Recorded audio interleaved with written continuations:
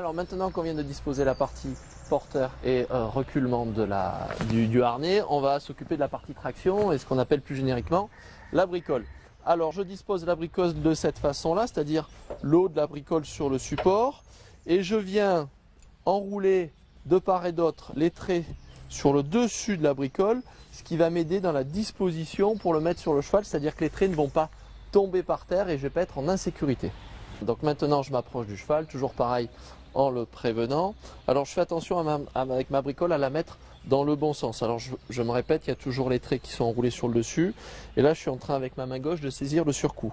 On va faire attention que quand on va venir disposer la bricole sur le cheval, que le surcoup soit toujours vers l'avant.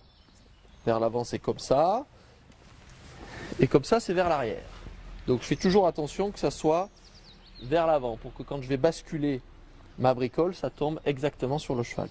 Ensuite, avec ma main gauche, je vais disposer ma bricole comme ça dans le creux de mon bras avec ma main gauche. Je vais venir saisir le cheval en le prévenant. Je vais le détacher de tout ça et je tiens toujours avec ma main gauche le licol. Je ne lâche jamais le cheval. Avec ma main droite, je viens prendre la bricole et la glisser dans la tête du cheval, sur la tête du cheval comme ça, et venir la déposer à cet endroit-là. J'ai toujours pas lâché le cheval et je viens reprendre et rattacher mon cheval. J'ai bien précisé que j'enroulais les traits autour de la bricole, c'est que depuis tout à l'heure je ne touche pas à la bricole et les traits ne sont pas tombés par terre et on est dans des soucis de sécurité. Donc maintenant je viens tourner la bricole dans le sens de la crinière pour ne pas venir abîmer les crins du cheval et je vais le tourner jusqu'à ce que le surcoup soit disposé comme ça sur l'encolure. Et ensuite je vais mettre mes traits en place.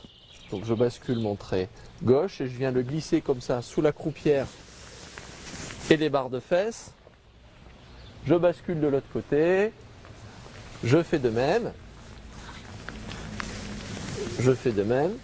Et je reviens glisser le deuxième trait sous la croupière et les barres de fesses. Pourquoi je glisse les traits comme ça sous la croupière et les barres de fesses croisées comme ça? C'est pour des raisons de sécurité, parce que ça coince les traits et ça évite qu'ils tombent par terre et que ça fasse peur au cheval et que le cheval vienne marcher dessus et vienne casser le matériel.